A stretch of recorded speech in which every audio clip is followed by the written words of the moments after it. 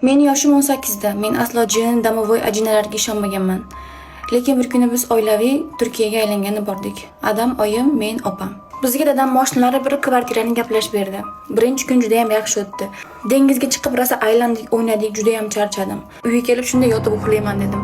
Va yotganimda orqamdan kimdir joyimga o'tirganini his qildim va yelkamga muzdek qo'lini qo'ydi.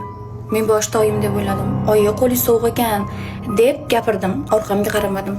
Desam hech kim javob bermadi. Qo'l hali ham yelkamda turibdi. Oyi desam tashqaridan oyim nima deyapsan degan ovozni eshitdim va sakrab o'rnimdan turdim. Orqamga qarasam hech kim yo'q, oyim tashqarida ekan.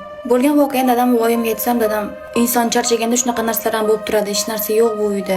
Har xil xayollarga borma dedi va o'sha kuni kechasi dadam o'z-o'zidan oyimga bor bolalaring bilan yot dedi. Opam juda ham qo'rqoq va bunaqa narsalarga rosa ishonardi. O'sha kecha oyim bilan birga uxladik va xonani svetini yoqib uxlaymiz desam, oyim uxlolmayman deb svetni o'chirdi.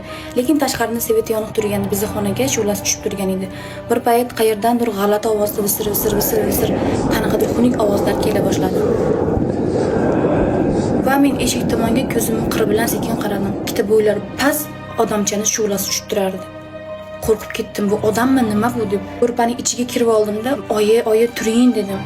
"Nima deb visirayapsan?" dedi oyim. "Oyim emas, eshik tagida kimdir turibdi" dedim. Oyim o'rnidan turib qaradilar, eshik tagida turgan narsa yo'q bo'lib qoldi. Va o'sha kuni ertalab hamma narsani dadamga aytib berdik. Dadam yana bizga yupatdi, bo'lmagan narsa xayolimga shunaqa narsa o'rnashib qolgan deb. Shundan keyin biz bu uyga suralar, duolar o'qib qo'yadigan bo'ldik va O'zbekistonga qaytib kelganimizdan keyin dadam o'tirib bizga shunday gap gapirdi, shunaqa qo'rqib ketdik. Dadam biz eshitgan narsani hammasini eshitgan, hattoki men ko'rgan ikkita pakana odamchani ham ko'rgan. Dadamni bosh tomoniga borib o'tirib ham olishgan ekan.